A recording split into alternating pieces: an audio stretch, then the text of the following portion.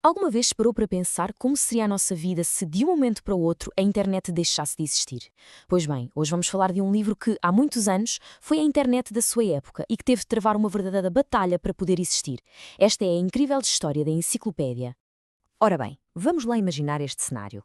Nada de Google, nada de Wikipédia, nem sequer livros na biblioteca da escola.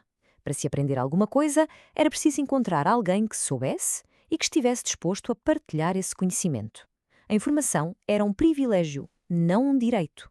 Parece um pouco assustador, não é? Bem, há cerca de 300 anos era precisamente assim que as coisas funcionavam. E foi nesse mundo que surgiu uma figura notável, Denis Diderot. Ele olhou à sua volta para este sistema e pensou algo muito simples. Isto não pode ser.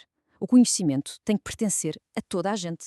Mas claro, esta ideia dele não apareceu do nada. Nasceu numa época fascinante, o Iluminismo. Um tempo em que as pessoas começaram a questionar tudo e a acreditar que a razão e a ciência podiam resolver qualquer problema. E o que era, afinal, o Iluminismo? A ideia principal era que, em vez de aceitar o que os reis e a igreja diziam sem questionar, as pessoas deviam usar a sua própria mente, a lógica e a ciência para compreender o mundo. O conhecimento era visto como uma luz que iria iluminar e acabar com a escuridão da ignorância. Foi no meio desta autêntica revolução de pensamento que Diderot teve o seu plano radical. Naquela altura, o conhecimento estava nas mãos de um pequeno grupo de elite. Diderot queria virar isso completamente ao contrário. O plano dele? Juntar todo o conhecimento humano num único sítio e disponibilizá-lo a qualquer pessoa. Era basicamente criar a Wikipédia do século XVIII, mas em papel.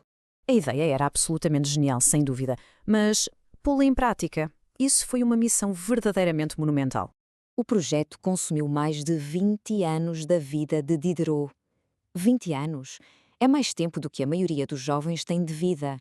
Imaginem só o que é dedicar 2 décadas inteiras a um único trabalho, a lutar todos os dias por uma ideia. E qual foi o resultado final de tanto esforço? 28 volumes gigantes, com mais de 70.000 artigos sobre tudo o que se possa imaginar.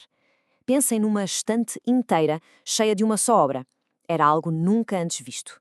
E não eram só palavras, quase um terço da obra, ou seja, 11 volumes inteiros, eram apenas de imagens. Ilustrações super pormenorizadas que mostravam como é que uma máquina funcionava ou como os artesãos faziam o seu trabalho. A ideia por trás disto era brilhante. Mesmo quem não soubesse ler muito bem, podia aprender só de olhar para os desenhos. Claro que Diderot não podia fazer uma coisa desta dimensão sozinho. Ele juntou-se a um dos maiores matemáticos da altura, Jean Le Ronde d'Alembert, e juntos reuniram uma verdadeira equipa de estrelas, com os maiores especialistas da época.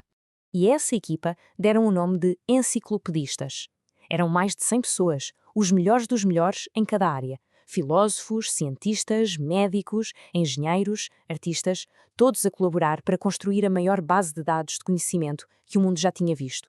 Mas o que tornou a enciclopédia verdadeiramente revolucionária foi algo que, na altura, ninguém estava à espera. Eles foram procurar conhecimento a sítios onde ninguém ia procurar. Reparem bem, até àquela data, os livros considerados importantes falavam de filosofia, de religião, de governo. Diderot mudou as regras.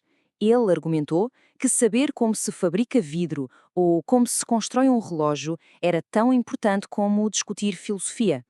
Pela primeira vez na história, o conhecimento prático, o saber fazer, foi elevado ao mesmo nível de respeito que o conhecimento académico. E como é que ele obteve toda essa informação técnica? Foi para a rua. Diderot passou horas e horas em oficinas e fábricas, a falar com os trabalhadores, a observar como eles faziam as coisas e a tomar notas de tudo. Ele percebeu que a verdadeira força de um país não vinha só dos grandes pensadores, mas também das mãos dos seus artesãos e operários. E assim, os segredos de cada profissão deixaram de o ser. Como se pode imaginar, esta ideia de partilhar todo o conhecimento com toda a gente não agradou nada a quem estava no poder. A enciclopédia enfrentou inimigos muito poderosos que tentaram silenciá-la a todo o custo. A perseguição foi implacável. Logo no início, o governo proibiu a publicação. O próprio Diderot chegou a ser preso por causa das suas ideias. A dada altura, tanto o rei de França como o Papa deram ordem para que todos os exemplares fossem queimados. Mas Diderot não desistiu. foi forçado a continuar o projeto às escondidas, imprimindo os últimos volumes em segredo, arriscando a sua liberdade e até a própria vida. E a verdade é esta: se não fosse pela teimosia e pela coragem incríveis de Diderot, a enciclopédia nunca teria sido concluída. Foi a sua força de vontade que salvou o projeto de ser cancelado e desaparecer para sempre. Contra todas as probabilidades, a obra ficou pronta e o seu impacto foi tão profundo que mudou o mundo para sempre, de formas que nem o próprio Diderot poderia ter imaginado. A enciclopédia tornou-se um sucesso de vendas internacional. Foi traduzida e vendida por toda a Europa e chegou mesmo às Américas. Cientistas e inventores usaram os seus desenhos técnicos para construir máquinas mais eficientes, o que ajudou a dar o pontapé de saída para a Revolução Industrial e, muito importante, ajudou a criar uma linguagem comum para a ciência e a tecnologia.